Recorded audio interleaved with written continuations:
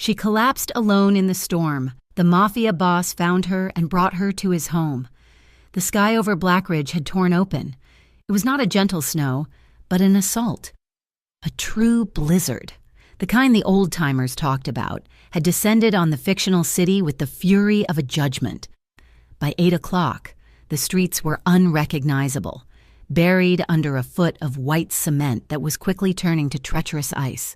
The wind howled, a physical presence that screamed down the avenues and rattled the bones of the skyscrapers.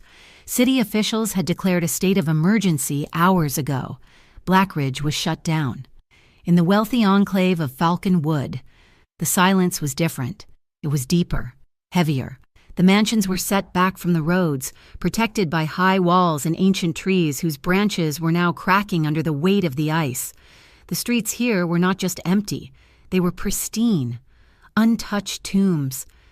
Except for the girl. Ariella Monroe did not feel the cold anymore, and that was what scared her the most. The numbness had started in her toes, a merciful release that had crept up her legs and was now settling deep in her chest. She was soaked. The thin coat she wore, a donation she'd clutched at the shelter, was as useless as paper. Her hair was frozen stiff, clinging to her skull and cheeks in icy clumps. She had run from the shelter when the yelling started. One of the night managers, a man with sour breath and wandering hands, had cornered her by the kitchens. She'd thrown a tin of coffee at his head and fled into the storm. It was a choice between one kind of monster and another. She had chosen the ice. Now, she regretted it. She stumbled down a deserted street, her lungs burning with every ragged gasp of frozen air. She couldn't see more than 5 feet in front of her. The wind stole her breath, shoved her, played with her. She was a mouse, and the storm was a cat. Her only thought was to find a place to stop, a place to get out of the wind, even for just 5 minutes, an overhang, a dense bush, anything. But this street was all iron fences and remote, towering gates. It was a street built to keep people like her out. She was so tired. Exhaustion was a poison, heavier and more potent than the cold. Her legs felt like they were moving through wet sand. She saw a flicker of light through the white curtain of snow, a lamp. High on a stone pillar, it was part of another gate, this one black iron, intricately wrought with the design of a serpent eating its own tail. She leaned against the stone. Just for a second, her body betrayed her. Her left foot slipped on a patch of black ice hidden beneath the fresh snow. There was no sound, just a sickening, internal twist. A sharp, white-hot lance of pain shot up from her ankle, so bright and sudden it made her cry out. The cry was stolen by the wind. She fell sideways, unbalanced. Her head, heavy with exhaustion and matted with ice, struck the stone pillar. It wasn't a hard impact, but it was final. The world didn't go black. It simply dissolved into a dull, gray static. Her last conscious thought was a simple, stupid observation. The iron of the gate was so cold it burned her cheek. Then, nothing. A few minutes later, the headlights of a black armored sedan cut through the blizzard. The car moved with an unnatural, heavy confidence over the treacherous road. It slowed as it approached the gates. Inside, it was silent and warm. Luciano De Luca stared out the reinforced window, his jaw tight. The meeting had been a waste of his time. The O'Malleys were getting greedy, and greedy men made stupid mistakes. Now, he had to drive through this frozen hell to get back to a home that felt more like a fortress than a refuge. His driver, a block of a man named Sal, leaned forward. "Boss? Looks like the gate sensor is blocked by the snow." "Then get out and clear it," Luciano said, his voice a low rumble. He didn't look at Sal. He was still replaying the meeting, calculating. "No, wait," Sal said, squinting. "Boss, there's something at the gate. A pile of rags." Luciano's gaze shifted. He leaned forward, his custom-tailored suit barely creasing. The wipers swept across the windshield, clearing a patch. He saw it. Not rags. A body. Small, crumpled at the base of the pillar. A flicker of annoyance. A drunk. A junkie. "Here. Drive around it," Luciano ordered. "Boss, I don't think I can. They're right up against the sensor, and I think it's a woman." Luciano stared. He could see a tangle of dark, wet hair, a small hand curled in blue-white, lying palm up in the snow. He was a man who lived by rules, and the first rule was, do not get involved. Involvement was a vulnerability. It was a cancer. He thought of the warmth of his study, the glass of whiskey waiting for him, and then he looked at that blue hand. He let out a sharp, frustrated sigh. For Christ's sake! He hit the button for the intercom. Marco, Sal, bring her inside. The car fell into a stunned silence. Sal and Marco, his two most trusted bodyguards, looked at each other. Boss, Sal ventured, his voice careful. You mean, call the cops? An ambulance? Luciano's eyes snapped to Sal in the rearview mirror. The temperature in the car dropped 20 degrees. Did I say call anyone? I said bring her inside. Now. The two men didn't hesitate again. They were out of the car, their own expensive coats instantly assaulted by the wind. They moved to the girl, their movements efficient, almost military. Marco, the larger of the two, bent down. She's breathing, barely. He grunted, slipping his hands under her. He lifted her. She weighed nothing, a soaked, frozen bird. She's just a kid. Sal, don't talk, just move, Sal muttered, keying in the code to open the gates manually. They carried her through, the massive gates whispering shut behind them. Luciano drove the car into the heated garage and was inside the house before them. He was shrugging off his overcoat when they brought her in, leaving a trail of melting snow and ice on the immaculate marble floor. Mrs. Petrov, his housekeeper, emerged from the back of the house, her face a mask of controlled shock. She was a stern, older woman who had run this house for a decade and had seen things, but never this. Mr. DeLuca, get the guest room in the East Wing ready, Luciano commanded, already walking away, stripping his tie from his neck. And call Dr. Alessi. Tell him it's personal. Tell him to use the back entrance and to keep his mouth shut. What about her, Mrs.? Petrov asked, looking at the half-dead girl in Marco's arms. Clean her up, Luciano said over his shoulder, disappearing into his study. And get her breathing. Ariella woke up in layers. First, there was the pain. A dull, pounding drum behind her eyes, a sharp, insistent throb in her left ankle. Second, there was the warmth, a heavy, impossible warmth that seemed to sink into her bones. She was cocooned in it. She tried to open her eyes. The light was dim, but it still hurt. She blinked, and the room swam into focus. It was a bedroom, but it wasn't a room. It was a cathedral.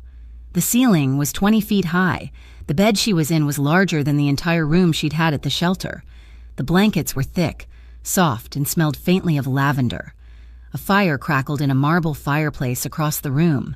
Panic, cold and absolute, slammed into her chest, driving the air from her lungs. This wasn't a hospital. Hospitals were sterile, bright, and smelled of antiseptic. This place was rich, dark, and smelled of old money and wood smoke. She tried to sit up, but a wave of dizziness forced her back down. She heard a voice from the corner of the room, a man's voice, deep. The doctor said you shouldn't move. You have a mild concussion and a sprained ankle.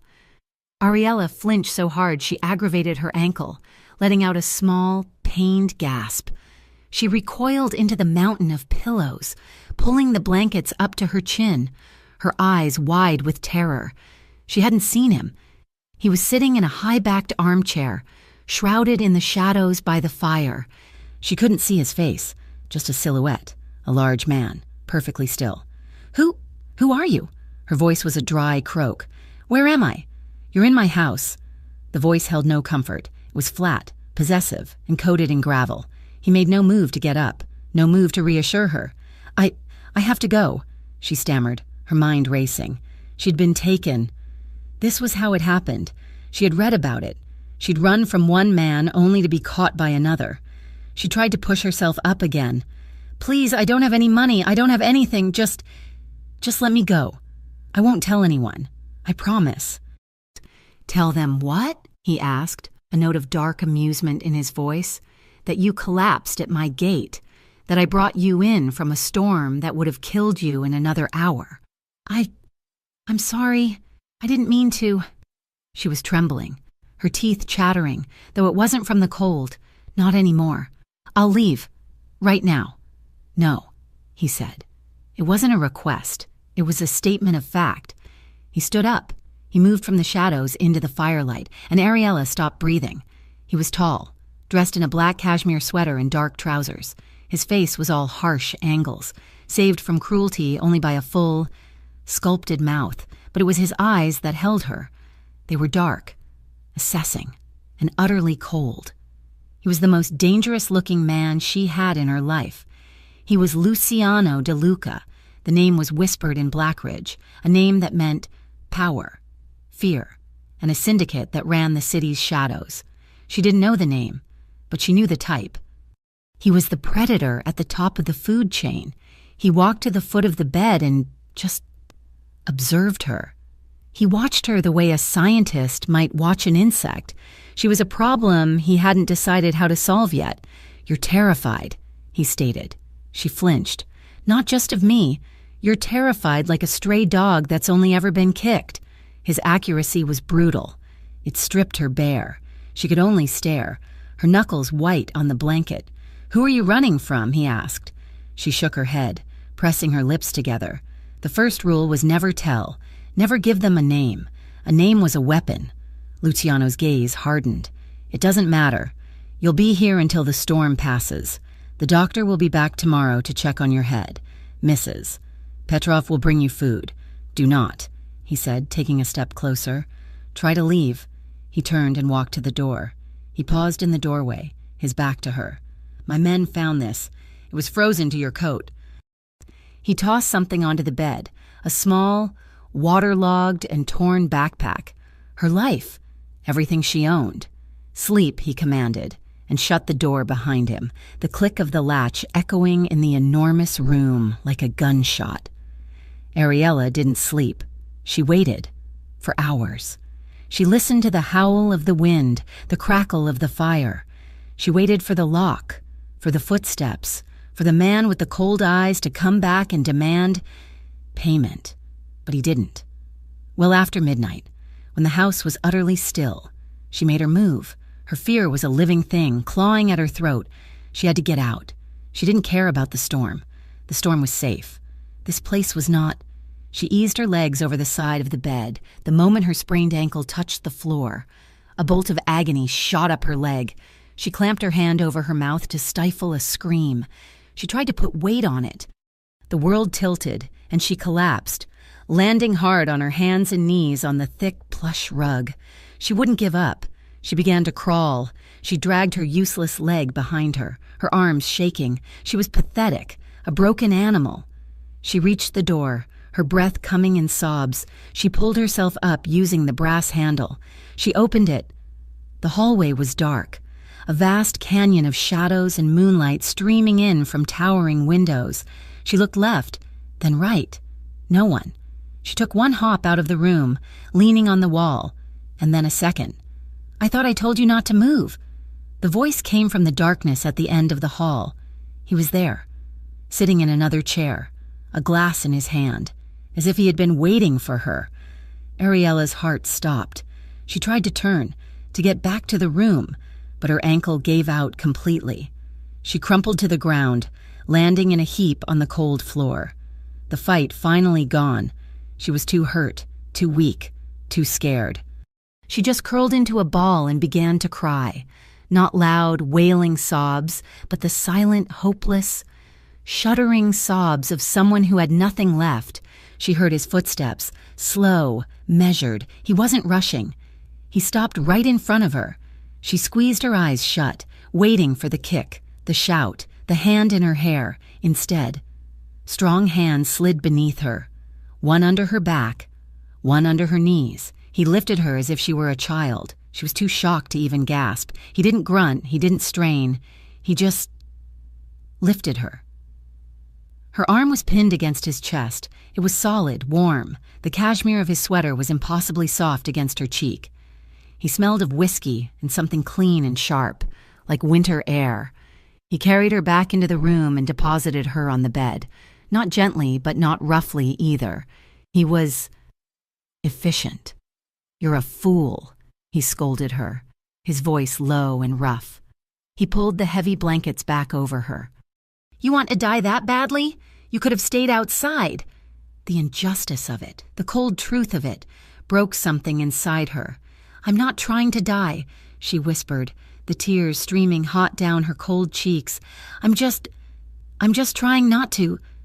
The words hung in the air. "I'm just trying not to die." Luciano froze. He had been about to walk away, to leave her to her misery, but the words, the simple, terrible honesty of them, hooked into him. He looked at her, really looked at her. She was a mess. Her hair was still damp and tangled, her face pale and bruised where she'd hit the pillar. She was all sharp angles and big, terrified eyes. She wasn't beautiful, not in the way of the women he knew, who were all polished stone and hard edges. She was a sketch, an unfinished, broken thing, and he, a man who broke things for a living, felt an alien. Unwelcome emotions stir in his chest. It wasn't pity. He detested pity. It was resonance, a flicker of recognition. He stood there for a long time, his face an unreadable mask. She watched him, her tears drying, her breath catching in her throat, terrified of what he would do next. He turned, his movements abrupt, and left the room. Ariella let out the breath she'd been holding, her body trembling with the aftermath of the encounter. He'd left the door open a crack. She waited. 10 minutes later, she heard his footsteps again. She flinched, pulling the covers tighter. He walked in. He was carrying a tray. He set it on the bedside table, not looking at her. On it was a bowl of thick, steaming soup. It smelled of vegetables and rich broth, and a thick slice of bread. He didn't say, "Eat." He didn't say anything. He pulled the armchair from the corner, dragged it across the rug, and sat it near the bed, not right next to her, but close enough. Close enough that she couldn't run. Close enough to be a guard. He sat down, lacing his fingers over his knee, and he waited. The silence was deafening, broken only by the howl of the storm outside and the quiet rumble of the fire. Ariella stared at the soup, her stomach cramped, a violent reminder that she hadn't eaten in nearly 2 days. She looked at him. His face was in shadow, his gaze directed at the fire. He was giving her privacy? Or was this a test? Her hand trembled as she reached for the spoon. It was heavy, real silver. She dipped it into the bowl. She brought it to her lips. The soup was hot, so hot it almost burned her tongue. But it was the best thing she had ever tasted. It was life. It was warmth. It was a promise. She ate, spoon shaking, her eyes darting between the bowl and the silent man in the chair. He didn't move. He didn't speak. He just sat there, a dark, immovable sentinel in her room, listening to the sound of her eating. And for the first time in as long as she could remember, Ariella was not alone in the storm. The storm broke 2 days later, leaving Blackridge entombed in a surreal, glittering silence. The sun emerged, weak and watery, making the mountains of snow sparkle with a beauty that felt like a lie. Inside the mansion, Ariella's world was small, confined to the guest room, but it was slowly solidifying. The terror of the first night had receded, leaving behind a dull ache in her head and a sharp, throbbing protest from her ankle, which was now expertly wrapped, Mrs. Petrov became the new architect of her days. The housekeeper was a tall woman in her late 50s, with gray hair pulled into a bun so tight it seemed to pull her face taut. She was not kind, but she was not cruel. She was efficient, a professional who moved with a starched, rustling sound. She brought Ariella trays of food, fresh towels, and, on the third morning, a stack of simple, soft clothing. "These are from my daughter," Mrs. Petrov stated, placing them on the bed. It was not a request. "She has not been this size in years. They will be better than the rags you arrived in. The doctor will be here at 10. After he leaves, you will bathe." The bath was an ordeal. Ariella was terrified of being naked, of being vulnerable. But Mrs. Petrov was a wall of impassive authority. She drew the water in the adjoining bathroom, a cavern of marble and gold fixtures, and simply waited, her arms crossed. "I can do it," Ariella whispered, her hands clutching the dirty clothes she had been wearing for what felt like a lifetime. "I am sure." "Mrs.," Petrov said, her voice clipped. "But you will not. You cannot put weight on that ankle. And Mr. DeLuca will not be pleased if I let you fall and break your head open. Now." Ariella submitted. She let the older woman help her out of the grime-stiffened clothes, her eyes squeezed shut, her body rigid with shame. But Mrs. Petrov's hands were impersonal, practical. She helped Ariella into the steaming water, and then, to Ariella's profound relief, she turned her back. "You have 15 minutes, the housekeeper said, ostensibly organizing towels. "The soap is to your left." The heat of the water was a shock. It was the first time she had been truly, deeply warm since she had started running. The pain in her ankle subsided to a dull pulse. She scrubbed her skin until it was raw, watching the dirt and the city and the fear spiral down the drain. When she finally stepped out, trembling and weak, Mrs. Petrov was there with a towel thick enough to be a blanket. The woman wrapped it around her, her movements firm, and helped her into the borrowed clothes. Soft gray sweatpants and a thick, worn-out navy sweater. Ariella felt human. Later that afternoon, Mrs. Petrov was changing the linens on the massive bed when Ariella spoke, her voice quiet. Why did he do it? "Mrs." Petrov paused, her hands smoothing a fresh pillowcase. "Mr. DeLuca does not explain his reasons. He does what he wants. He's a very..." Ariella struggled for the word. "Powerful man." The housekeeper's lips thinned. "You are an intelligent girl. Do not ask questions, not of me and not of him. Just be grateful you are not still outside." "I am," Ariella whispered. She looked down at her hands, twisting them in her lap. The small, insulated moment of safety, of warmth and clean clothes, made her vulnerable in a new way. The dam of her silence cracked. "I was running from someone." "Mrs." Petrov didn't stop her work. "Most people are... child. No, he was my boyfriend, back in Ohio."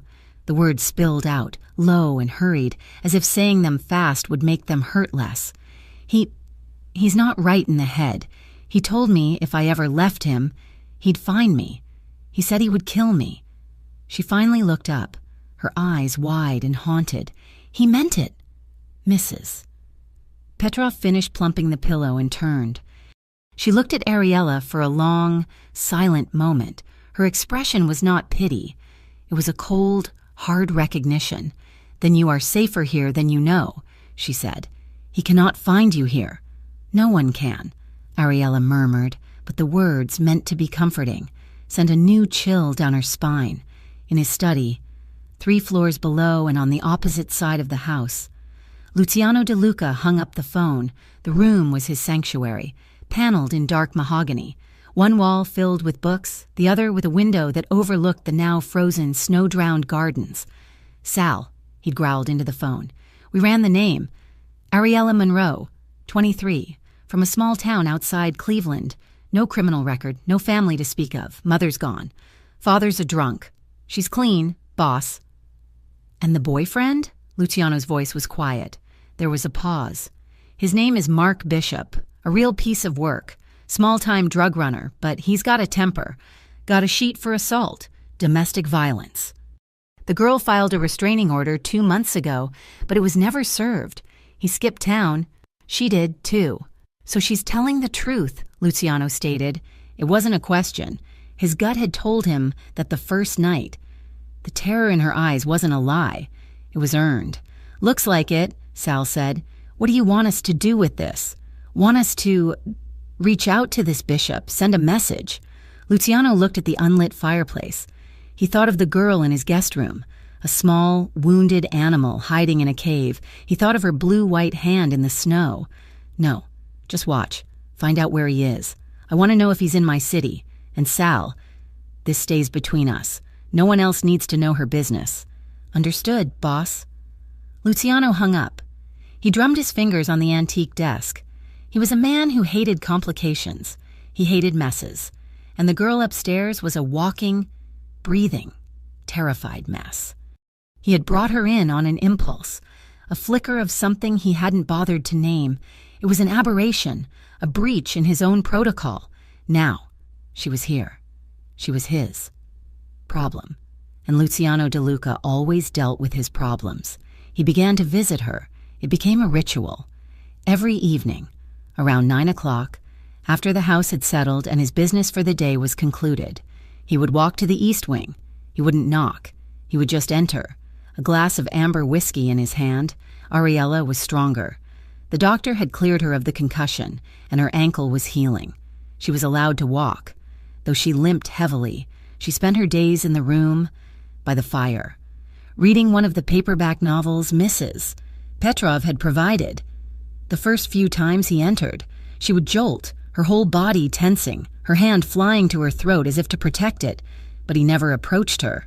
He just took the armchair by the fire, the one he had sat in that first night. He would drink his whiskey and look into the flames. She would sit on the bed, her book in her lap, her heart hammering. They would sit in silence for an hour. At first, the silence was a torment. It was thick, loud, and filled with everything unsaid. She was terrified to move, to even breathe too loudly. But Luciano seemed perfectly at ease. He was a creature of stillness, of absolute, controlled presence.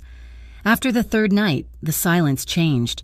It became less of a standoff and more of a shared space. She was still wary. She watched him when she thought he wasn't looking. She studied the harsh lines of his face in the firelight, the way his dark, thick hair was combed back from his forehead, the sheer size of him.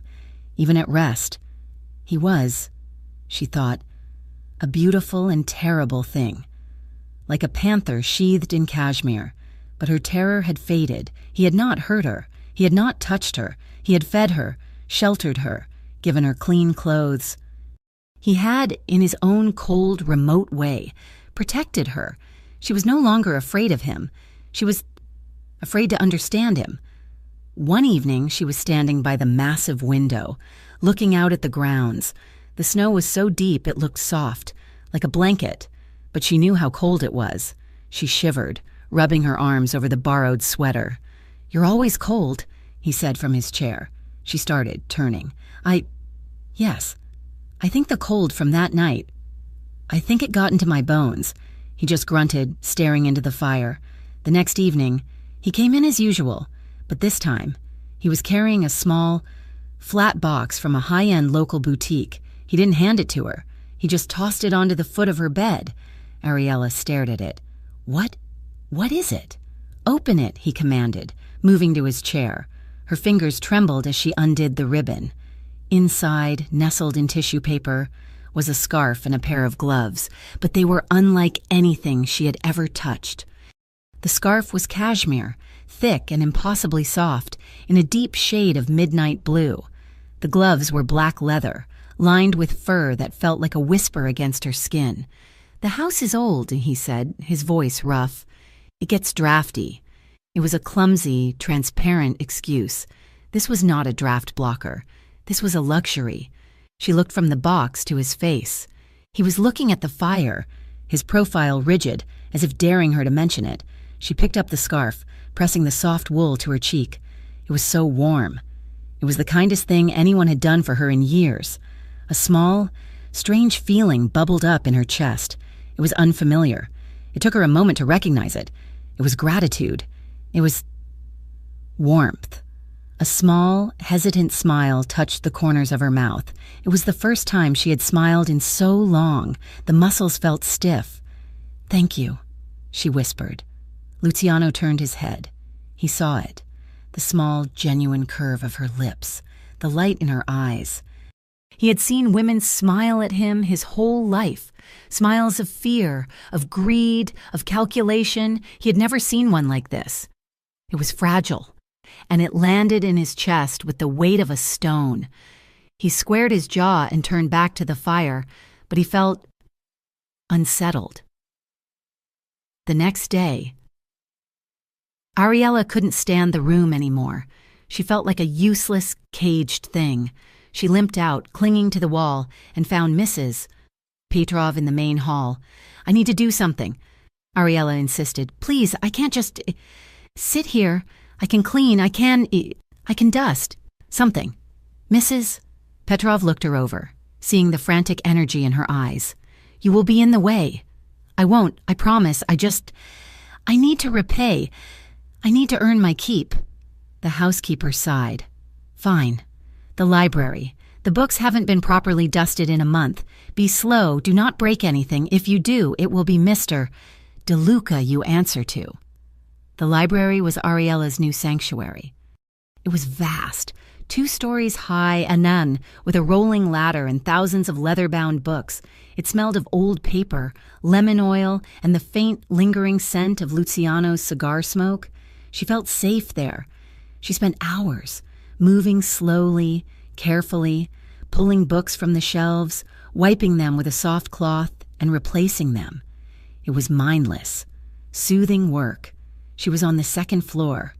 Halfway up the rolling ladder, her ankle aching, when his voice made her jump. "You'll fall," she gasped, grabbing the shelf.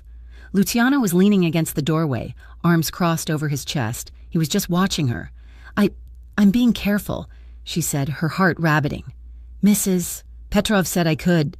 "Mrs. Petrov is not responsible for your ankle," he said, but his voice lacked its usual bite.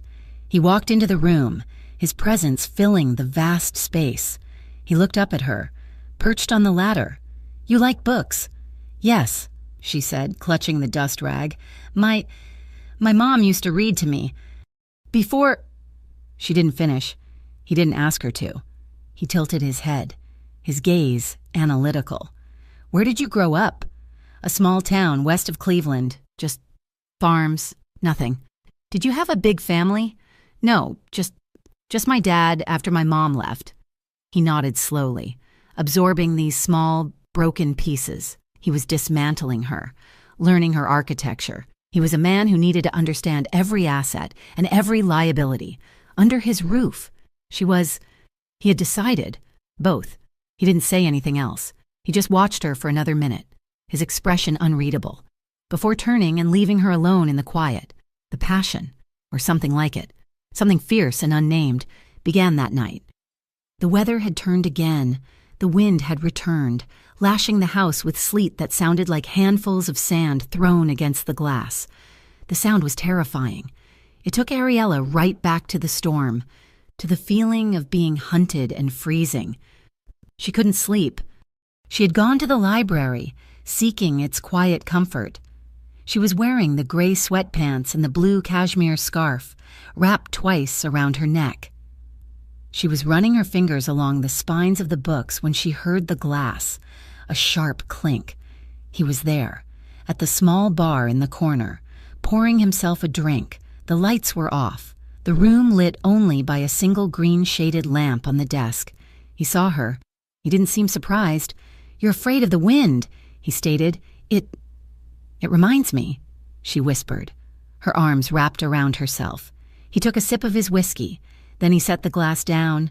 He began to walk toward her, his footsteps silent on the thick Persian rug.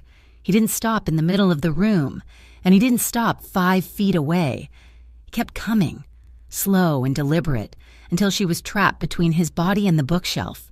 She had to tilt her head back to look at him. He was so close. She could feel the heat radiating off his body. She could smell the sharp, clean scent of his soap, mingled with the whiskey. Her breath hitched. "You're safe in here," he said, his voice a low rumble, barely louder than the storm. "The wind can't get you." She was trembling, but it wasn't fear. It was something else, a heavy, pulling current. He was the most dangerous man she had ever met, and she had never, ever felt safer.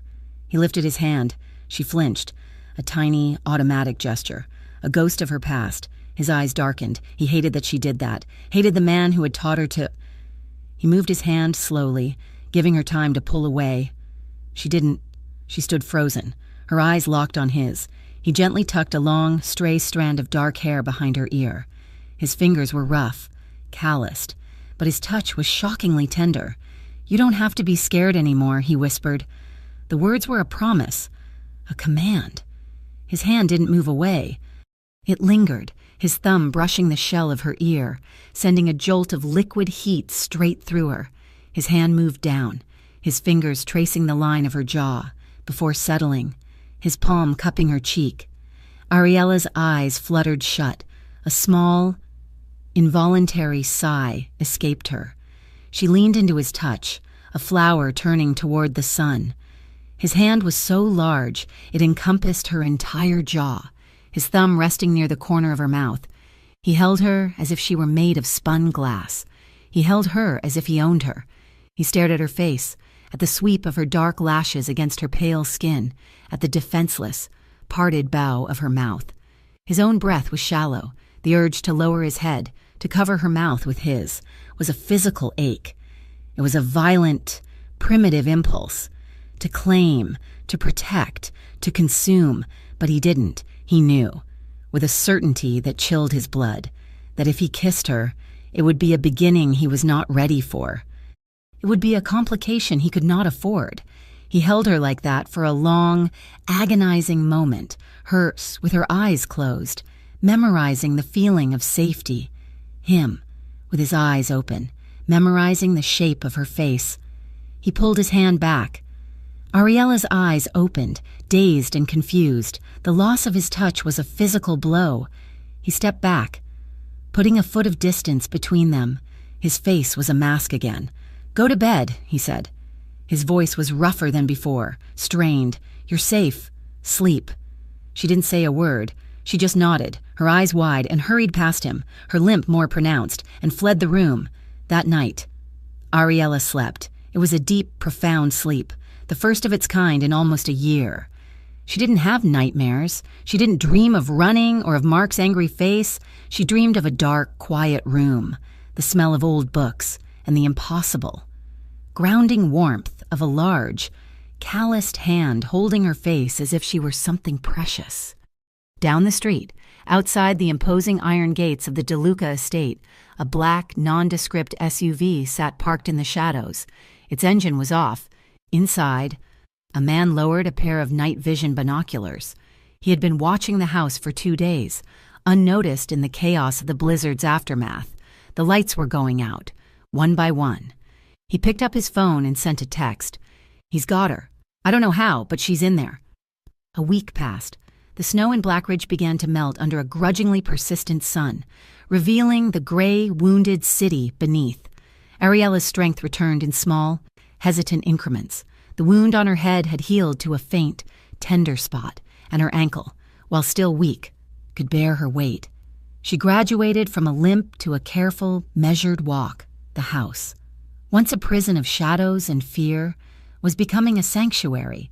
She was no longer confined to the East Wing. She was allowed to explore, though she never strayed far from the library or the main floor sitting rooms. One morning, Mrs. Petrov presented her with 3 large, flat boxes from a store Ariella had only ever seen in magazines. "Mr. DeLuca finds your current wardrobe insufficient," the housekeeper stated, her face betraying no opinion. Ariella opened the boxes. It was not lingerie. It was not cocktail dresses. It was practical. Soft, dark-washed jeans, several thick, cashmere sweaters in shades of cream, forest green, and charcoal, new, comfortable-looking boots lined with shearling, simple cotton t-shirts and warm leggings. It was a uniform of quiet quality, chosen for warmth and comfort, chosen for her. The weight of the gesture settled on her. He had seen her shiver by the window. He had given her the scarf. Now, he was clothing her. The intimacy of it, the simple, practical care, was more rattling than any overture. "I can't accept these," she whispered, her hands on the soft wool. "You will." "Mrs.," Petrov said, already turning to leave, "it is not a request, and Mr. DeLuca does not tolerate waste. Now, if you are truly feeling better, the silver in the dining room needs polishing. It will keep your hands busy." Ariella embraced the work. She polished silver until it gleamed. She helped in the kitchen, her hands, raw and chapped from the cold, slowly softening as she learned to peel vegetables for the evening soup. She reorganized a section of the library, her mind finding peace in the quiet. Alphabetical order of things. She needed to be useful. She needed to repay the debt she was incurring with every breath, every meal, every warm sweater. The master of the house was a shifting, powerful presence. He was gone most of the day, swallowed by the city and the demands of his violent, unknown business. But she felt the gravity of him even when he was absent. The house was his, and everyone in it orbited him. That orbit grew tense. Sal, his most trusted man, found Luciano in his study late one afternoon. The room was dark, the curtains drawn against the bright glare of the snow. "Boss," Sal said, his voice low. He held a thin file. "We found him." Luciano didn't look up from the report he was reading. "Bishop." "Yeah, he's in Blackridge. Checked into a motel on the west side 3 days ago, the day after the storm. The timing. It stinks." Luciano finally lifted his head. His dark eyes were flat, patient. "What are you saying, Sal?" Sal shifted. He was one of the few men who could speak his mind to Luciano De Luca and live. "I'm saying it's a problem. This girl, she collapses on your gate, out of all the gates in Blackridge, yours. And the next day, her violent ex-boyfriend, who has ties to the runners, just happens to show up in town. It could be a setup, a trap. They could be using her to get a look inside." The silence in the room became heavy, cold. Luciano placed his hands flat on the desk. He leaned forward, just slightly. The menace in the small movement was unmistakable. "She's not a trap, Sal," he said, his voice deadly quiet. "I was there. I saw her. She was dying. She's a stray, not a soldier." He paused, his gaze boring into his second-in-command. "But you are right. He's a problem." He rose from his chair. A silent unfolding of power. He walked to the window, pulling back the curtain to look at the grounds. "She is under my roof. That means she is under my protection. She is mine to protect. Do you understand?" "Yes, boss. Find out what Bishop is doing. I want to know who he's meeting, what he's eating, and what color his damn shoelaces are. But do not touch him. Not yet." "Understood." Sal nodded, relieved and unsettled, and backed out of the room. Luciano stayed at the window. He saw her. She was in the garden. On one of the stone paths that the groundskeeper had cleared, she was walking, her steps hesitant, testing her ankle. She wasn't wearing a coat, just one of the new, thick sweaters. The pale winter sun caught the darkness of her hair. As he watched, her ankle buckled. She didn't fall, but she stumbled badly, lurching forward and catching herself on the stone arm of a bench, a small cry of pain escaping her. Luciano was moving before he had a conscious thought. He didn't bother with his coat. He was out the side door and crossing the terrace in seconds, his long strides eating up the distance. She was rubbing her ankle, her face pale and tight with frustration. When his shadow fell over her, she looked up, startled. "I told you to be careful," he said, his voice rough. He was breathing hard, not from the exertion, but from the sudden, sharp spike of adrenaline, the sight of her falling. It had infuriated him. "I am," she retorted, her own frustration making her bold. "I'm tired of being careful. I'm tired of being weak. I just want to walk." She tried to push herself up from the bench, but she put her weight on the bad ankle too soon. She winced, collapsing back. "You're a fool," he growled, but he was already there. He reached down, his hands closing around her upper arms. "Stand up, slowly." His grip was iron. It didn't hurt, but it was absolute. She used his strength to pull herself to her feet, her body coming flush against his. She was standing, but she was trapped between his hands, his body a wall of heat in the cold air. She looked up, intending to thank him. The words died in her throat. His face was inches from hers. His dark eyes were not cold. They were burning. A storm of something she could not name. He was looking at her mouth. Her heart didn't just beat, it slammed against her ribs, a frantic bird in a cage. She could feel his breath, warm and tasting faintly of coffee.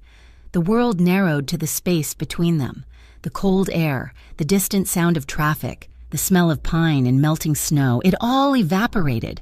There was only the heat of his hands, the intensity of his gaze, and the sudden, shocking pull in her stomach. He leaned in. It was a fractional, magnetic movement. His lips were right there.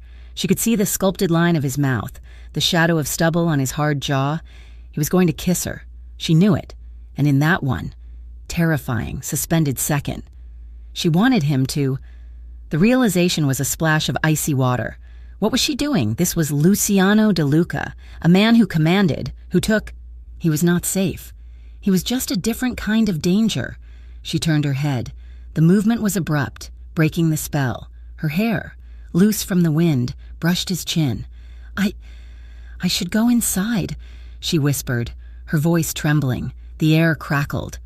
His hands tightened on her arms for a brief, possessive second, and then he let her go. He stepped back, and the cold of the afternoon rushed into the space between them. His face was a mask again, but his jaw was tight, his eyes dark with a frustration that matched her own. "Go, then," he said. His voice clipped. She fled, limping back to the house, her entire body shaking, her lips tingling as if he had already touched them. Luciano stood in the garden, his hands clenched into fists, and watched her go. That night, the dynamic shifted. "Mrs." Petrov informed her. "You will be joining Mr. De Luca for dinner in the small dining room at 8. The trays in her room, it seemed, were over. Ariella dressed in the jeans and the cream-colored sweater, her hands shaking. It felt like a test. It felt like a punishment for the garden. The small dining room was still larger than any room she'd ever lived in. A fire burned. A table for 6 was set for 2, at opposite ends. It was a battlefield. Luciano was already there, a glass of red wine in his hand. He stood when she entered. He was in a crisp white shirt. The sleeves rolled up his forearms. He didn't speak, just motioned for her to sit. The silence was excruciating. "Mrs." Petrov served a thick, roasted chicken and root vegetables. Ariella could barely eat, her stomach in knots. She was intensely aware of him, 60 feet away, watching her. "This is ridiculous," he finally said, his voice echoing in the room. He stood up, grabbing his plate and his wine. He moved to the seat directly to her right. The table was wide, but he was still too close. He sat down and continued eating. Ariella froze, her fork halfway to her mouth. "Eat," he commanded. She ate. They ate in silence for several minutes. The only sounds were the scrape of silver on porcelain and the crackle of the fire. "What did you want?" he asked, his voice quiet, making her jump. "What? Before you were running. When you were a girl, what did you dream about?" He was trying, in his own brusque, commanding way. He was trying to talk to her, to undo the tension of the garden. She looked down at her plate. She thought of the cold, empty house she grew up in, the angry, hollow silence of her father, the terror of Mark. I used to dream about what I'd do if I ever got away," she said, her voice barely a whisper. "If I ever had my own life, a penthouse," he guessed, his voice flat. "Jewelry, revenge." She gave a small, sad laugh. "No." She traced the rim of her plate with her finger. "I dreamed of a small apartment, one with a lock on the door that worked, a job at a bakery, maybe, so I could be around warm things. I wanted a cat." She finally looked at him, her eyes clear and devastatingly honest. "I just dreamed of safety, not luxury, just kindness, just one person being kind." Luciano stopped, his glass halfway to his lips. He stared at her. He lived in a world of obscene luxury, of brutal power, of grand gestures and violent betrayals. Her dream, a lock, a job, a cat, was so small, so simple. It was a profound accusation against the world that had denied it to her. It hit him, hard, in a place he thought was long since dead. He had no response. He just stared at her, the machinery in his mind grinding to a halt. He cleared his throat, pushing his plate away. "Eat your dinner, Ariella." Later that night, Luciano was in his security monitoring room, a small, dark bunker in the basement. Marco was at the console. "Boss," Marco said, not turning. "The black SUV is back. Same one, parked 2 streets over. They're watching the entrance with binoculars." "They're getting sloppy," Luciano said, his voice cold. "They think we're blind. They're arrogant." Marco agreed. "They're runners. They think they own the West Side, so they can roll into Falcon Wood." "Good. Arrogant men make mistakes." Luciano leaned over the console. "I don't want them spooked. Not yet. I want them identified. Get me a plate. Get me a face. I want to know exactly who we're dealing with." The nightmare tore Ariella from sleep at 3 in the morning. She wasn't in the guest room. She was back in Ohio. Mark's face was above her, twisted in a mask of rage, his breath hot and sour. "You think you can leave me? You think you can run?" His hand was on her throat. She couldn't breathe. She woke up screaming, a raw, terrified sound that was half strangled. She was in the dark room, but her mind couldn't tell the difference. He was here. He'd found her. She had to run. She scrambled out of the massive bed, her heart exploding in her chest. She wasn't thinking. It was pure animal panic. She fell, her weak ankle giving way, and crawled, sobbing, to the door. She fumbled it open and collapsed into the hallway, trying to pull herself forward, trying to get away. "No, please," she sobbed, curling into a ball against the wall, her hands over her head. "Please, Mark, don't. I'm sorry, don't." Her scream had sliced through the silence of the house. Luciano's bedroom was 2 doors down. He was a light sleeper, conditioned by a life of danger. He was out of his bed and in the hallway in an instant, his gun in his hand, his body braced for an intruder. He saw her. She was a small, trembling heap on the floor, rocking back and forth, whispering a man's name. His rage was so instant, so absolute, it was acid in his throat, not at her, at the man who had done this to her, the man who could haunt her even in a fortress. He holstered his weapon. He moved to the linen chest in the hall, pulled out a thick, heavy wool blanket, and approached her. "Ariella." His voice was rough, a command. She flinched violently, screaming. "No!" He stopped. He wouldn't grab her. Not like this.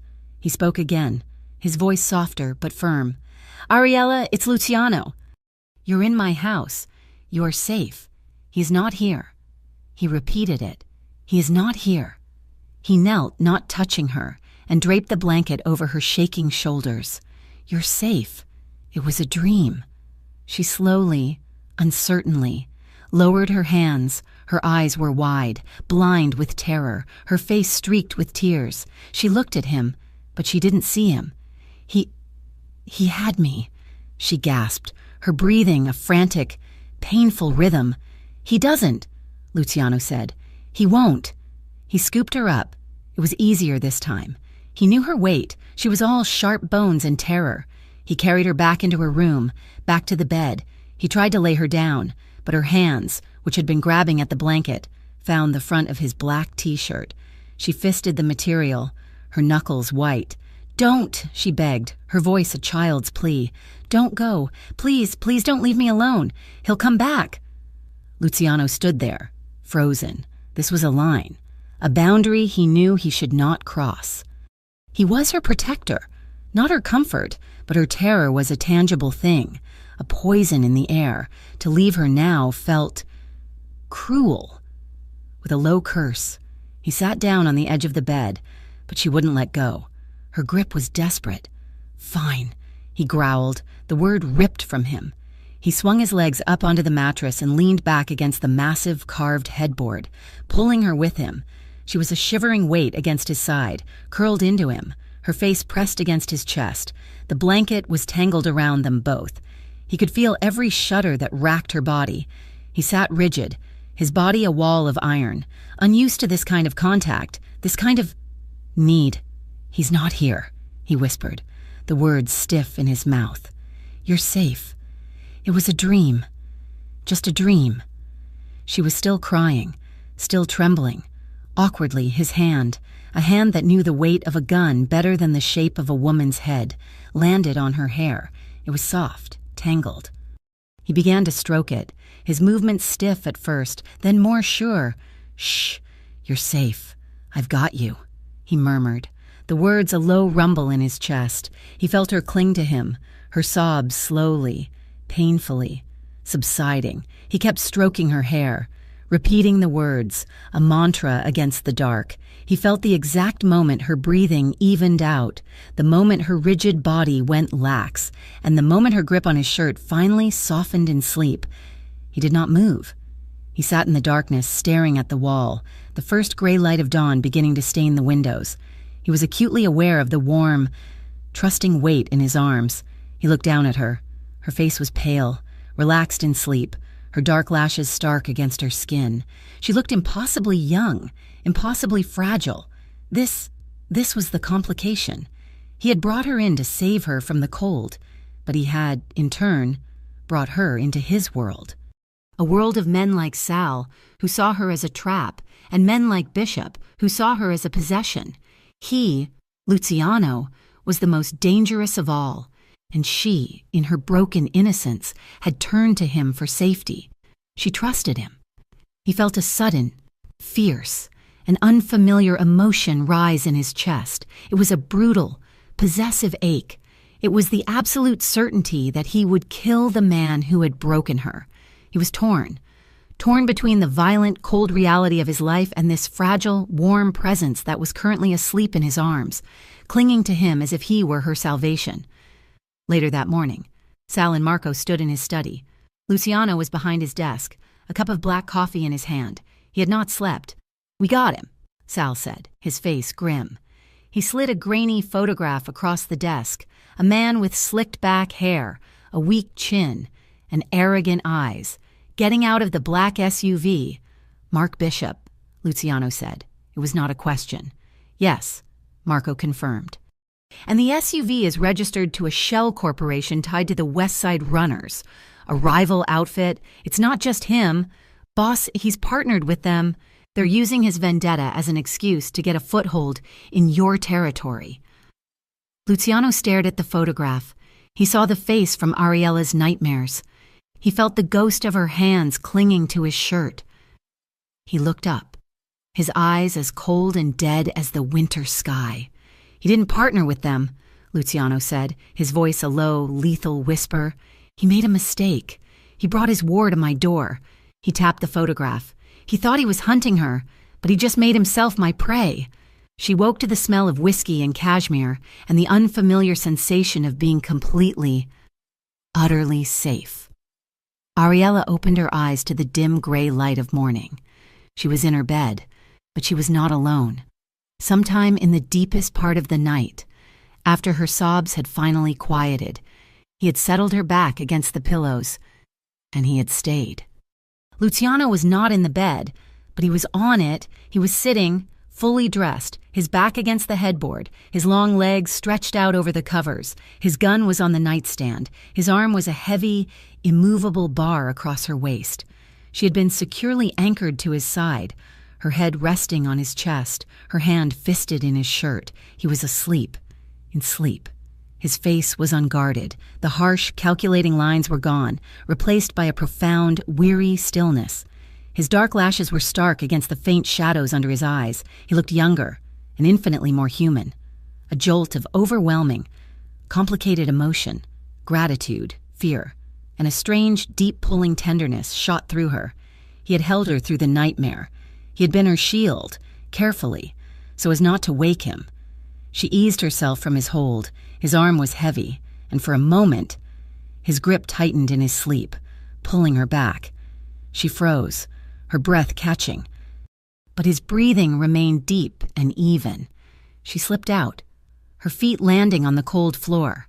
She pulled the heavy blanket from the foot of the bed and draped it over him. He didn't stir. She stood there for a long time, just watching him, this terrible, powerful man who had shown her nothing but a strange, gruff, protective care. She padded out of the room, her heart a confusing mix of embarrassment and a warmth that had nothing to do with the fire. She needed air. She needed to think. The house was silent, the staff not yet stirring. She limped toward the main staircase, intending to go to the kitchen, to make coffee, to do something. As she passed his study, She saw the door was open, just a crack. A low, controlled voice drifted out. He was awake. He must have woken the second she left the room. "Doesn't matter what you think," Luciano was saying, his voice a lethal purr. It was not the voice he used with her. This was the voice of the man who ran the city's shadows. "He brought the runners into my territory. He put his hands on what's mine." Ariella froze, her hand gripping the doorframe. "No, I don't want him scared," Luciano continued. "I don't want him warned. I want him erased. I want Bishop and every runner he's touched. Find the rat in the motel. I want a name. I want to know. Yes, the girl. She's the target. He thinks he can use her against me. He's about to find out how wrong he is." A cold, sick dread washed over Ariella. The girl. She's the target. He knew. He knew Mark was here. He was being hunted, and it was her fault. The black SUV, the men watching. It was Mark. He hadn't just found her. He had brought his war to this house, to this man who had saved her. She backed away from the door. Her hands clapped over her mouth to stifle a gasp. She ran. She didn't care about her ankle. She ran back to her room, her mind screaming. She was a contamination, a disease. She had brought her past, her poison, into his home, and now he was in danger. She was grabbing her backpack, the one he'd saved from the storm when he appeared in the doorway. He had his suit jacket on, his tie perfectly knotted. He looked as if he had slept for 8 hours. He took in the scene in an instant, her trembling, shoving the new sweater he'd bought her into the torn bag. "What are you doing?" His voice was flat. "I have to go," she said, her voice frantic. She wouldn't look at him. "I heard you. On the phone, he's here. Mark is here, and he's with other people. They're after you. Because of me." "And where?" he asked, his voice dangerously quiet as he stepped into the room. "Do you plan to go? Back to the shelter? Back to the street?" "It doesn't matter," she cried, finally looking at him, her eyes wide with a new kind of terror, not for herself, but for him. "As long as it's away from here. I can't let him hurt you. He will. You don't know him. He'll burn this place down just to get to me. I can't let that happen. You've been..." She choked on the word. "Kind. You saved me. Please, just let me go, before it's too late." She tried to push past him. He moved so fast she didn't see it coming. His hand shot out, not gently, and clamped around her arm. His fingers dug into her flesh, a warning. "No. Please, Luciano, you don't understand. No. Oh, you don't understand." His control snapped. The mask of the cold, calculating boss shattered, and the man from the nightmare, the one who had held her, the one who had been so angry for her, was there.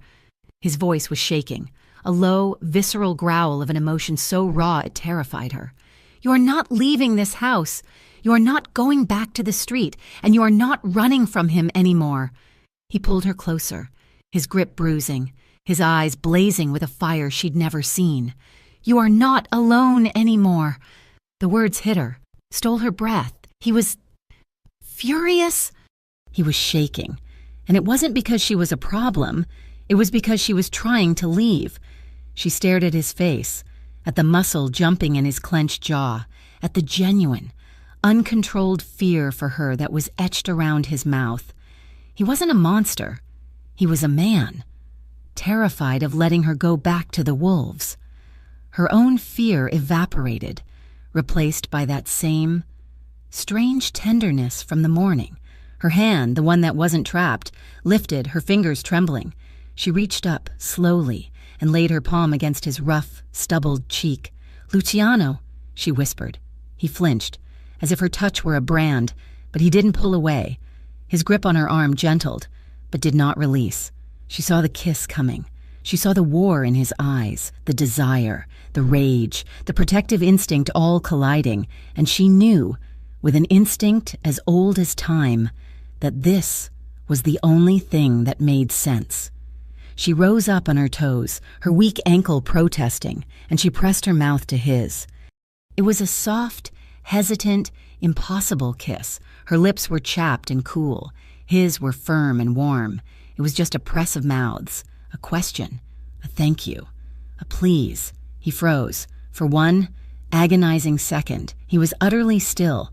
She felt the shudder go through his entire body. A low, pained sound, half groan, half curse, was torn from his throat, and then he was kissing her back. It was not a gentle return, but it wasn't savage. It was desperate.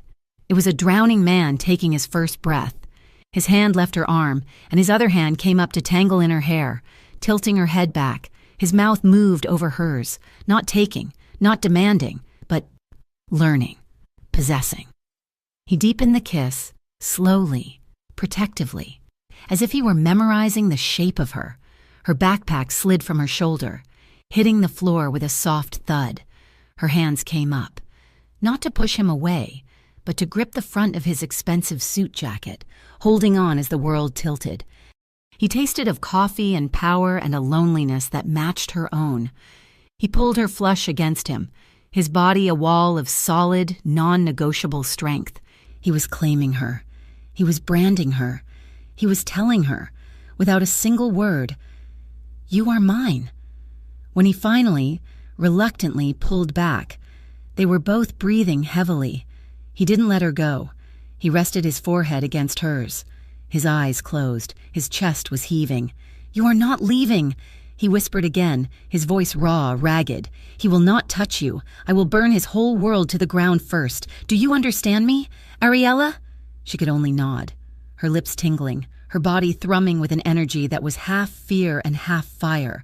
I understand." That night, the house was on a quiet, humming lockdown. Men she had never seen, all dressed in dark suits, patrolled the hallways. They were polite, but their eyes were hard. Luciano had disappeared for hours, swallowed by the mechanisms of his power. Ariella was in her room, the door locked. She was terrified, but it was a different fear now. It was the fear of the coming battle, not the fear of being alone. At midnight, she heard a soft knock. Not a command, a question. She opened it. He was there. He had taken off his jacket and tie. His sleeves were rolled up, and he looked exhausted. He just stood in the doorway, looking at her. "I couldn't sleep," she whispered. An invitation. He walked in. The air in the room was thick, charged with the memory of the morning, with the tension of the men outside. He didn't turn on the main light. He just walked to the fire, staring into the flames.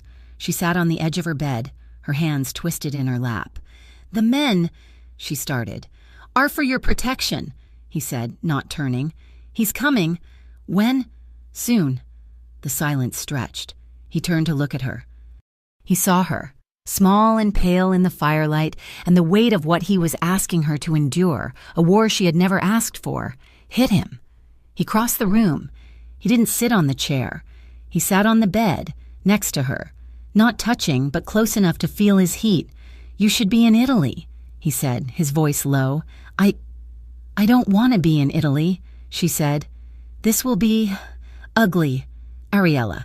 My whole life has been ugly, Luciano." He looked at her, his eyes searching her face.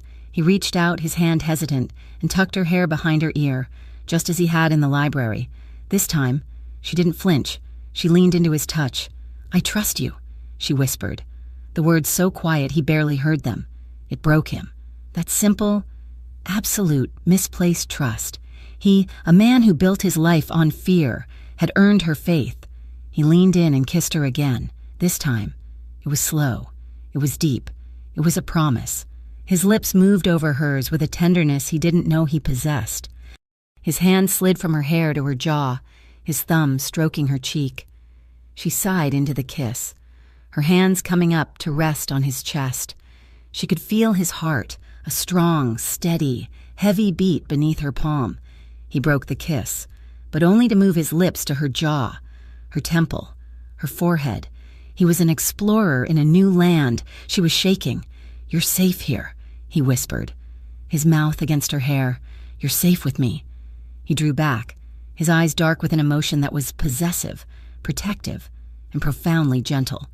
He lay back on the covers, his arm outstretched, an invitation. She hesitated for only a second. She lay down, curling against his side, her head on his shoulder. He pulled the comforter over both of them, his arm wrapping around her waist, pulling her securely against him. It was not a prelude to anything else. It was the thing itself. It was shelter. It was the end of a long, cold run. He kissed the top of her head. "Sleep, Miyakara," he murmured. "I will not let anyone hurt you." She did. She fell asleep in his arms, in the fortress, on the eve of a war, and felt, for the first time in her life, completely at peace. The next morning, she woke up, and he was gone. But the imprint of his body was still warm beside her, and the house was quiet. She got up, dressed in the new jeans and a soft green sweater, and went to the kitchen. She found coffee, bacon, eggs. She found a pan, and she started to cook. She was clumsy in the huge, professional-grade kitchen, but she was focused. When he walked in an hour later, he stopped dead in the doorway.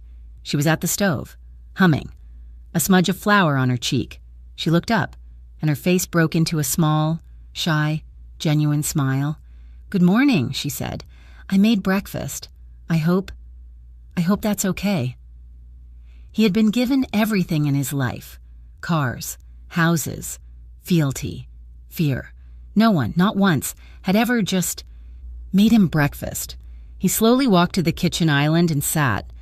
She slid a plate in front of him, simple scrambled eggs, bacon, and toast. He stared at it. Then he picked up the fork. He ate. It was, he thought, the best food he had ever tasted. Later that day, the tension was a wire stretched to its breaking point. Ariella was pacing the main hallway, too anxious to sit.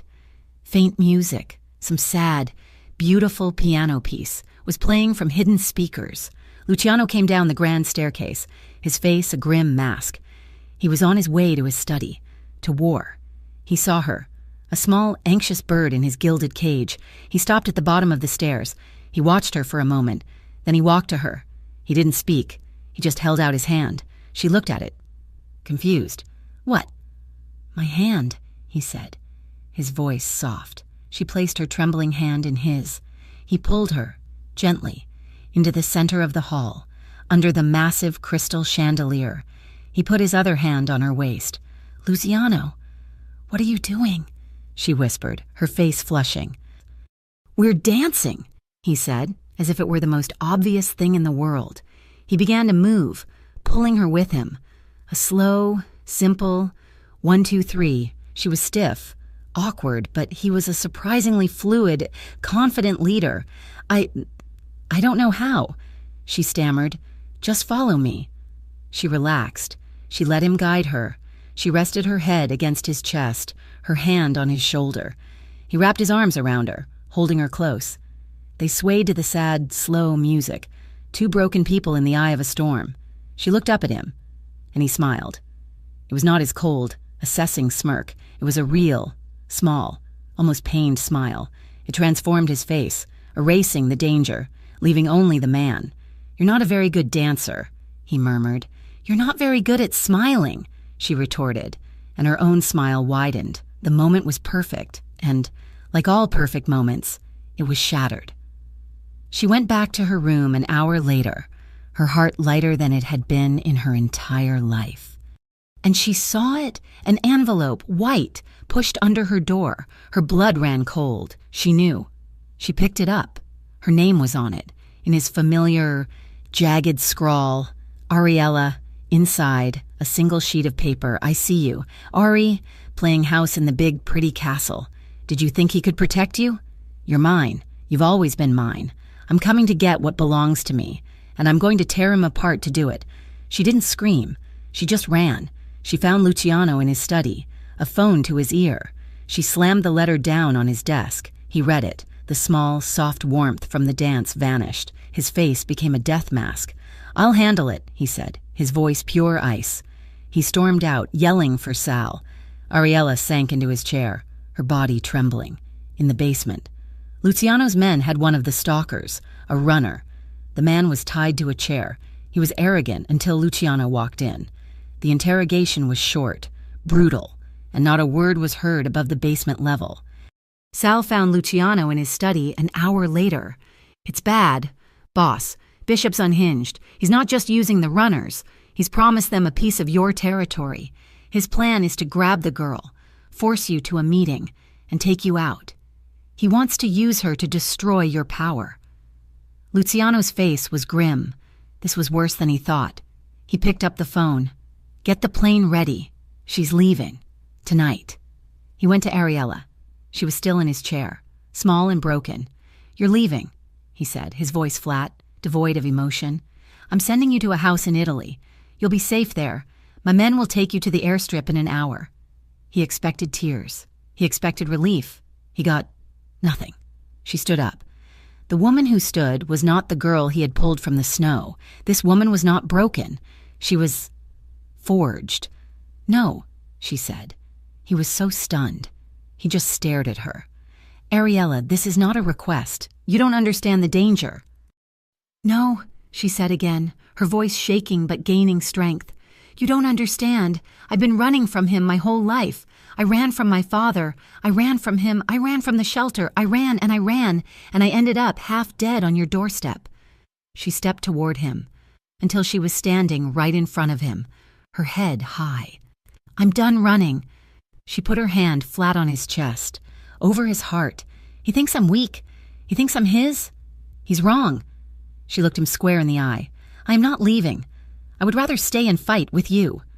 Luciano stared down at her. He saw the fire in her eyes, the steel in her spine. He saw the woman she had become, right here, in his house, and the pride. The fierce, possessive pride that flooded him was so potent it stole his breath. He covered her hand with his, pressing it tight against his heart, a slow, dangerous smile. The one that made his enemies tremble touched his lips. "All right, mia cara," he whispered. "We fight." The decision to fight transformed the mansion. The quiet, opulent peace evaporated, replaced by the tense, humming energy of a fortress preparing for siege. The heavy velvet curtains were drawn, plunging the halls into a perpetual twilight. Men she had never seen before. All dressed in dark suits with earpieces, materialized. They were polite but moved with a cold, lethal efficiency. They checked locks, monitored security feeds, and spoke in low, clipped tones. The house was no longer a home. It was a stronghold. Luciano tried to put her in the panic room. It was a small, steel-lined room hidden behind a tapestry in the library, stocked with water, medical supplies, and its own air supply. "You'll be safe here," he said, his voice flat, his face a mask of command. "They won't find you. My men will bring you out when it's over." Ariella looked at the small, windowless space. It was a tomb. It was a cage. It was exactly the kind of place Mark had always tried to put her. She shook her head. "No." "Ariella, this is not a discussion," Luciano said, his patience already worn thin by the stress of the coming war. "Yes, it is," she said, surprised by the steel in her own voice. "I told you I was done running. I'm not going to hide in a box while you and your men... I'm staying with you. You'll be a distraction." The words were harsh. "Then I'll be your distraction," she retorted, stepping closer. "But I'm not leaving your side. You gave me that choice. You can't take it back now." He stared at her, a silent, furious battle raging in his eyes. He wanted her safe, locked away, insulated from the violence he had invited. But he also saw the woman he had forged, the one who had stood up to him. He had wanted her to have steel in her spine. He just hadn't expected her to use it against him. "Fine," he bit out, the single word a surrender. "You stay with me. You do exactly what I say. When I say it, you do not talk. You do not hesitate. Do you understand?" "I understand," she said. He left her in his study, the most secure room in the house, with two of his best men outside the door. She sat in his leather chair, the one she had hidden in after the dance. She could smell his scent, whiskey and wool and something metallic, and it was the only comfort she had. She watched him through the window as he stood on the terrace, directing his men, the wind pulling at his black overcoat. He was magnificent. He was a general, a king, a force of nature. And as she watched him, the present dissolved, and she was plunged back into the cold, sharp memory of the past. It hadn't started with violence. Mark had been charming, at first. He'd bought her flowers, told her she was beautiful, but the charm was a cage, First, it was her friends. "They don't like me." He'd pout. "They're trying to turn you against me. It's just us. Ari. That's all we need."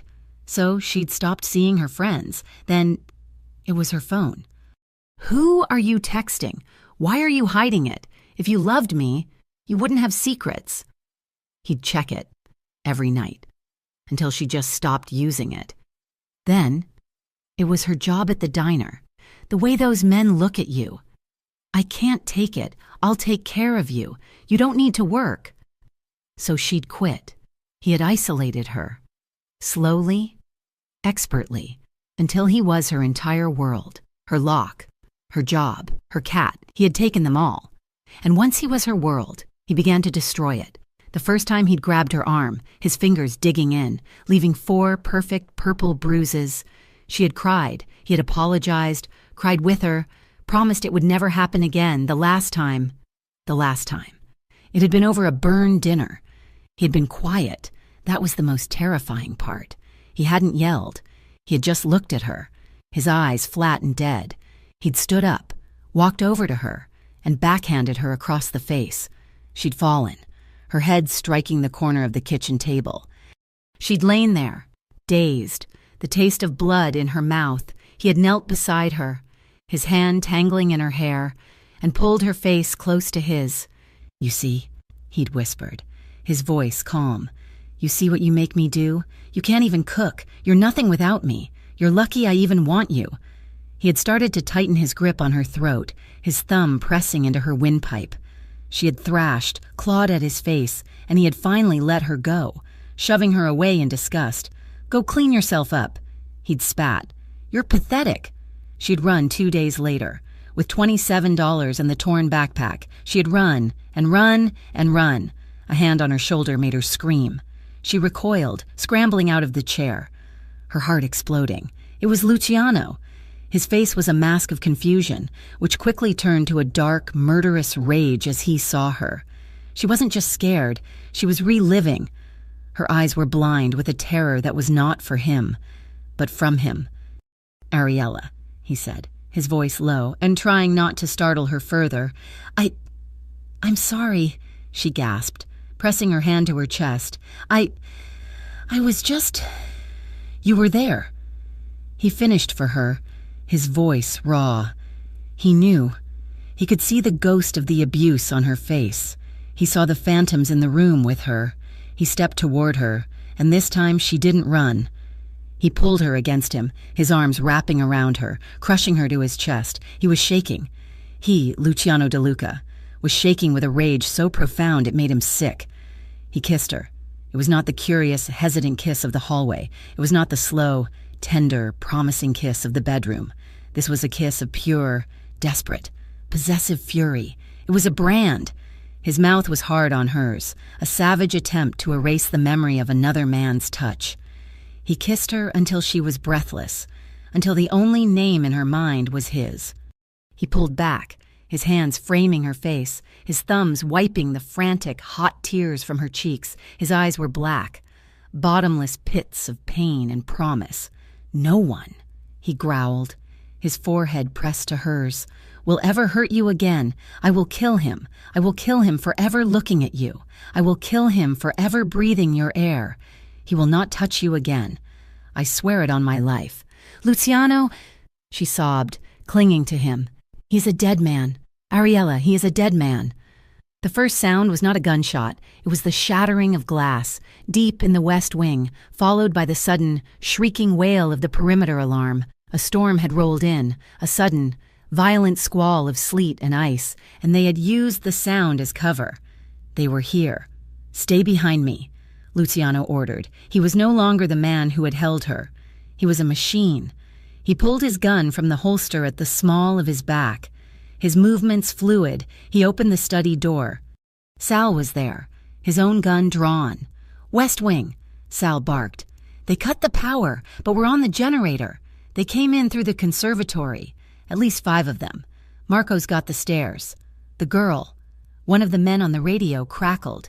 "Bishop's yelling for the girl. He's not getting her," Luciano said, his voice pure ice. He grabbed Ariella's arm. "We're moving. To the panic room. Now. But I thought, now, Ariella! He half dragged her into the hallway. It was chaos. Men were shouting. The air was filled with the acrid, cordite smell of gunfire. It was coming from downstairs. They were moving down the upper hall, toward the library, when two men burst through the landing at the far end. "Get down!" Luciano roared, shoving Ariella so hard she fell to the thick carpet. He didn't hesitate. He fired. 2 shots, fast, controlled. Pop, pop. One of the men fell. The other ducked back, firing wildly. Bullets ripped through the plaster wall, sending dust and debris raining down. "Luciano!" Ariella screamed. "Stay down!" he yelled. He was crouched, using a thick mahogany console table as cover. He fired again. A third man appeared, from a side hallway, from behind them. "Boss, behind you!" Sal roared from the other end of the hall, but he was pinned down. Luciano spun, bringing his gun around, but he was too late. The man was too close.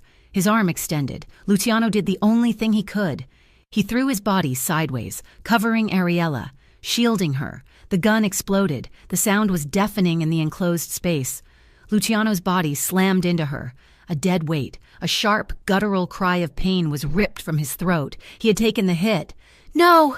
Ariella screamed. The man was advancing, his gun up, a sick, triumphant smile on his face. He was one of the runners. Luciano was on top of her, groaning, his own gun clattering to the floor, just out of reach. Everything slowed down. Ariella saw the man smile. She saw Luciano's blood, a dark stain spreading on his white shirt, high on his shoulder. She saw Sal, pinned and useless, and she saw the gun. Not Luciano's, another one. It was on the floor 2 feet away, dropped by one of Luciano's men who had been hit earlier. She didn't think. She acted. She scrambled out from under Luciano, her body moving on pure, undiluted adrenaline. She grabbed the gun. It was heavy, so heavy she didn't know how to hold it. She just grabbed it. The runner's smile faltered. He was bringing his gun toward her. Ariella screamed, a raw, primal sound of pure rage, and squeezed the trigger. She wasn't aiming. Her eyes were squeezed shut. The explosion was a cannon in her hands. It threw her backward. The recoil slammed her wrist, sending a bolt of pain up her arm. The bullet went nowhere near the man. It imploded a priceless vase on a table 10 feet to his left, but it was enough. The man flinched, startled by the shot, by the sheer animal fury of her scream. It was a 1-second distraction. It was all Luciano needed. He had his own gun. He had grabbed it from the floor. He fired from his position on the ground. 1 shot. The man's chest exploded in a spray of red. He crumpled, his eyes wide with surprise, and did not move again. "Ariella!" Luciano was crawling to her. "Are you hit? Are you hit? No!" She gasped, dropping the gun as if it were on fire. She was shaking so violently she could barely speak. Oh God, you're bleeding." "It's my shoulder. I'm fine." He grunted, pulling himself up, his face pale and slick with sweat. He grabbed her. "The panic room, now. Go!" He shoved her toward the wall, toward the tapestry. He hit a hidden button. The wall slid open, revealing a dark, steel-lined hole. "Get in!" She scrambled in. He fell in after her, his hand hitting the glowing red button. The steel door slid shut, the heavy thud of the locks engaging, plunging them into a sudden, suffocating silence. The only sound was their own ragged, desperate breathing. A single, dim emergency light flickered on, bathing the tiny room in a sick, greenish glow. It was real. He was really hurt. The front of his shoulder was soaked. Blood, dark and thick, was seeping through his fingers as he pressed his hand to the wound. "Luciano," she whispered, her hands fluttering. Useless. "Oh my God." "It's fine," he hissed, sliding down the steel wall to sit on the floor. His face was gray. "It's fine. You're a terrible liar," she said, her voice breaking. She saw the first aid kit, bolted to the wall. She ripped it open, her hands shaking, pulling out sterile gauze and bandages. She knelt in front of him. "Let me see." "Ariella, Let me see," she commanded, her voice the one he had taught her. He slowly, painfully, moved his hand. It wasn't a graze. The bullet had gone in. It looked bad. "It's okay," she whispered, her voice trembling as she pressed a wad of gauze to the wound. "It's okay," he hissed, his body tensing and his head falling back against the steel wall. "Damn it, hold this," she ordered, pressing his own hand onto the gauze. Hard. He did. She worked, her hands now surprisingly steady, taping the gauze, wrapping the bandages tightly around his shoulder and chest, creating a pressure dressing. She was covered in his blood. "I shot a gun," she said, her voice sounding distant, surprised. He let out a short, pained laugh. "You did." "I missed. You weren't trying to hit him. You were trying to save me. You did." He looked at her, his eyes dark and feverish, searching her face in the dim light. The sound of muffled gunfire was distant, outside their steel box. He saw her, not the terrified girl from the storm, not the shy woman in his library. He saw the warrior who had just screamed in the face of death and fired a weapon. "You're incredible," he breathed, his voice thick with pain and an emotion so powerful it was suffocating. "You're bleeding," she whispered, her hands, now finished, coming up to cup his face, her thumbs brushing the sweat from his temples. "Ariella," he said, his voice ragged. "Mark, if he gets you." "Shh," she said. "He won't. We're safe." "No," he said, grabbing her wrist, his grip surprisingly strong. "Listen to me." He was looking at her as if he would never see her again. This was not... I didn't plan this. You." He was struggling for the words. I love you." The words dropped into the tiny, silent room. They hung in the air, more powerful than any gunshot. Ariella's world, which had been tilting and spinning, snapped into perfect, brilliant focus. All the fear, all the gratitude, all the tenderness, it all solidified into a single, undeniable truth. Tears streamed down her face, but she was smiling. You love me. God help me, I do." He groaned, his eyes squeezing shut in pain, or in confession. "I love you, too," she whispered. She leaned in, her blood-smeared hands holding his face. "I love you, Luciano." She kissed him. It was a desperate, tender, messy kiss. It was salty with her tears and metallic with the taste of his blood. She kissed his lips, his cheek, the pained line of his jaw. She held him, her body curling into his, protecting him as he had protected her. "I'm not afraid anymore," she whispered against his skin, her voice fierce. "Do you hear me? I'm not afraid." He just held on to her, his good arm wrapping around her waist, and buried his face in her hair, breathing her in. They sat like that for what felt like an eternity, a two-person island in a sea of violence. Finally, a voice, tinny and distorted, crackled from a small speaker on the wall. Boss, are you in there? It's Sal. We're clear." "The house is clear." Luciano stirred, his body stiff. He pressed a button. "We're here, Sal. Ariella's safe. I'm hit. Damn it, we're coming." The locks disengaged with a heavy clack. The door slid open, revealing the hallway. It was a war zone. The air was thick with smoke. 3 of Luciano's men were there, guns lowered, their faces grim. Sal's eyes went from Luciano's bloody shoulder to Ariella, who was still, protectively, holding him. His face was a mask of relief. "They're down, boss," Sal said. "All of them. The runners are gone." "Bishop?" Luciano growled, pushing himself up with Ariella's help. Sal's face darkened. "He's gone. He wasn't with the main group. He came in the back, through the kitchen. He took Maria, the new housemaid. He's got a hostage." Luciano's face went white with fury. "He's running. We'll find him. Boss, we'll—" "No," Ariella said. Everyone looked at her. She stepped away from Luciano, her small frame rigid, her face smeared with his blood, her eyes burning with an ice-cold fire. "You won't find him," she said, her voice clear and strong, "because he's not running. He's waiting. He's waiting for me." She looked at Luciano, her gaze unwavering. "He thinks I'm weak. He thinks he can use that girl to lure me. He's right, but he's wrong about me being weak." She took a deep breath. "He needs to see me. He needs to see I'm not his anymore. I'm not running." She turned to Sal. "Where would he go? Where would he make a trade?" "Ariella, no," Luciano started, but she cut him off. "Tell me," she insisted. Sal looked at Luciano, who, despite his pain, gave a single, almost imperceptible nod. "The docks," Sal said. "Pier 12. It's his escape route. It's where the runners move their product." "Good," Ariella said, wiping her bloody hands on her jeans. "That's where we're going. He wants me. He can have me." The drive to the docks was a silent, speeding blur, the city lights smeared against the dark, wet windows of the armored sedan.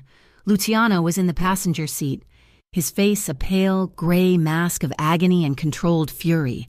Sal had patched his shoulder with a fresh pressure bandage, but the wound was bleeding sluggishly, soaking the new gauze. Ariella sat in the back, her hands clasped in her lap, her knuckles white. She was no longer the girl who had collapsed in the snow. She was a weapon waiting to be aimed. "He'll be at Pier 12, Sal said, his eyes on the road.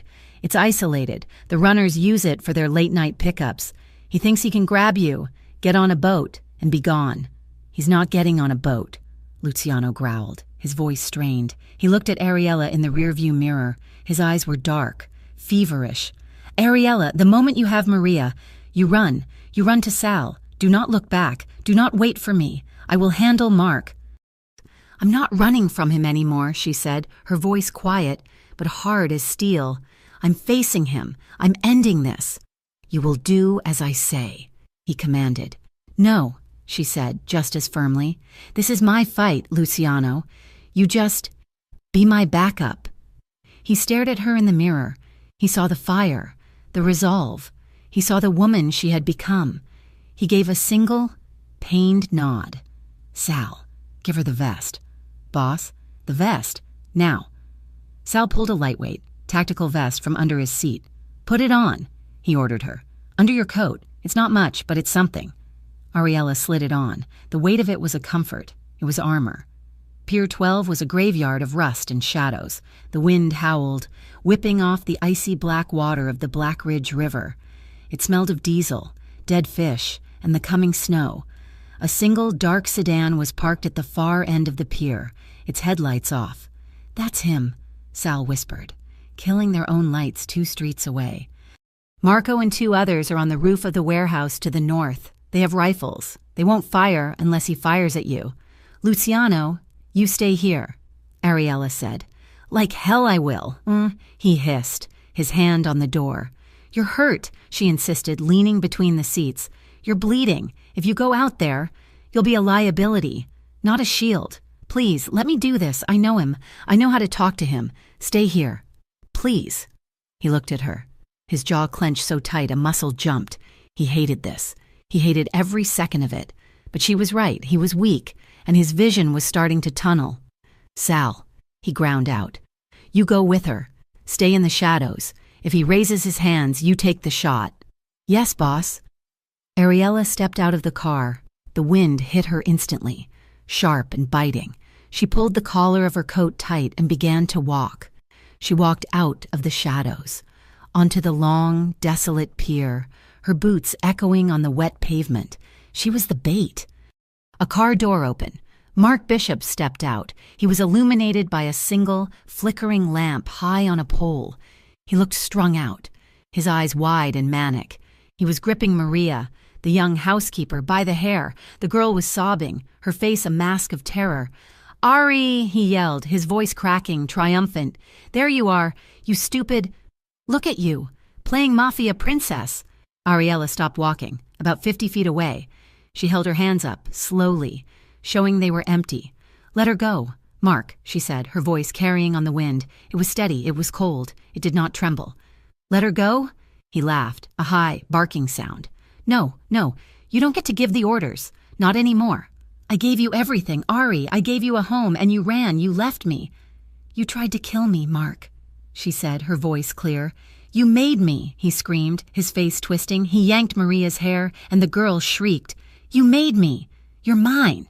You've always been mine." "I am not," Ariella said. She took a step closer. "I am not yours. I am not his." She pointed vaguely to the darkness. "I am my own, and I'm done. Let her go. It's me you want. Here I am." "You're damn right it's you I want," he snarled. He shoved Maria to the pavement. "Get in the car, Ari. We're leaving. We're going somewhere far away. Just you and me, like it used to be." He started toward her, his hand out, a sick, possessive smile on his face. "Come on, come here." "No, don't you say no to me," he roared. He lunged, grabbing for her coat. "You're mine. You'll always—" "Touch her again." A voice ripped through the night. "And I'll bury you myself." It was Luciano. He was there. He had not stayed in the car. He was standing about 20 feet to the side, having emerged from the deep shadow of a stack of shipping containers. He was a phantom, pale and trembling, his left arm useless at his side, his right hand holding his gun. He was shaking, not from weakness, but from a rage so profound it was a physical force. Mark froze. He stared at Luciano, at the embodiment of the power he had tried to challenge. He saw the cold, murderous intent in his eyes. Panic, pure and absolute, took over. Mark knew he had lost. He had lost her. He had lost everything. His eyes, wide and crazed, darted from Luciano back to Ariella. If he couldn't have her— He yanked his own gun from the waistband of his jeans. He wasn't aiming at Luciano. He was aiming at her. "You'll never have her," he screamed. He raised his arm. Ariella didn't even have time to flinch. Luciano's gun fired. The sound was a single, deafening crack that echoed across the water. Mark Bishop's body slammed backward as if hit by an invisible truck. He didn't make a sound. He just fell. His gun skittered across the wet concrete. The silence that followed was absolute, broken only by the sound of Maria's sobbing and the high-pitched ringing in Ariella's ears. Sal was moving instantly, running to the terrified hostage, scooping her up and carrying her back toward their car. Marco and the other men were suddenly just there, securing the scene, their guns out. Ariella stood frozen, staring at the body, at the man who had haunted her every nightmare. He was gone.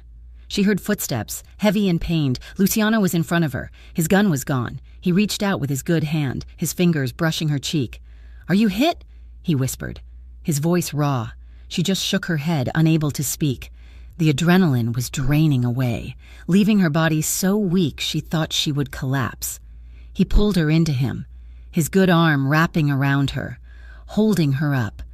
She buried her face in his chest, inhaling the scent of him, and finally let herself shake. In the distance, police sirens began to wail. The aftermath was a clinical, cold affair. The Black Ridge police, it turned out, were very efficient when dealing with known gang territories. Luciano's lawyers, 3 of them, had arrived at the docks before the police. The narrative was simple, clean, and airtight.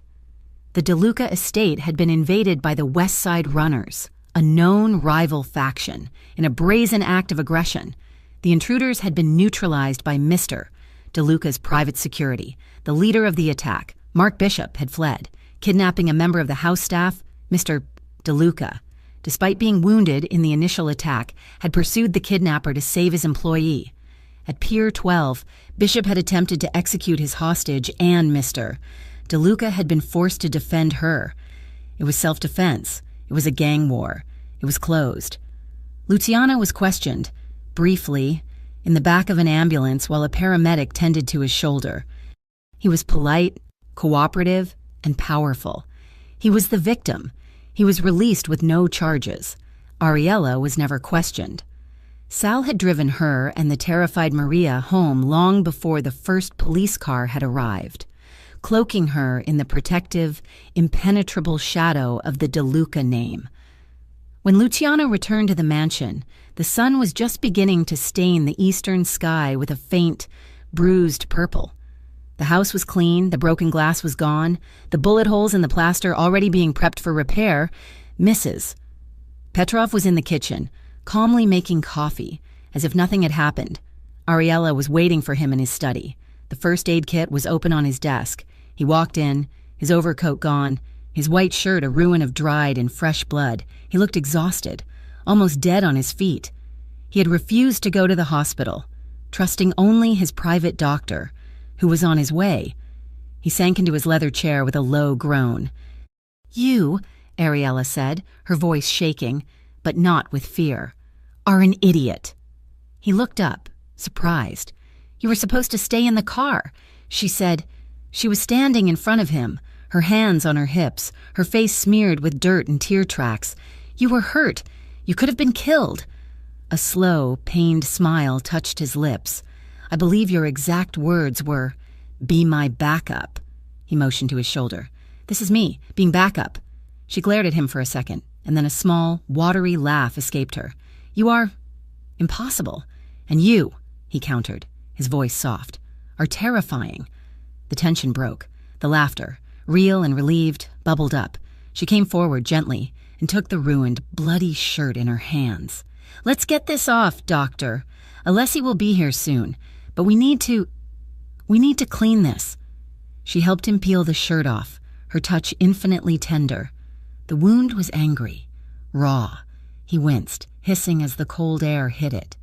"You're terrible at sitting still," she teased, her voice gentle as she began to clean the edges of the wound with antiseptic. "And you're suddenly very bossy," he retorted, but his good hand found hers, lacing their fingers together. He held on tight. They sat like that for a long time, in the quiet of the study, as the sun came up, her hand gently cleaning his wounds, his hand holding onto hers as if she were his anchor. Later that day, after the doctor had come and gone, after Luciano had been stitched, bandaged, and filled with antibiotics and painkillers, he found her on his private balcony.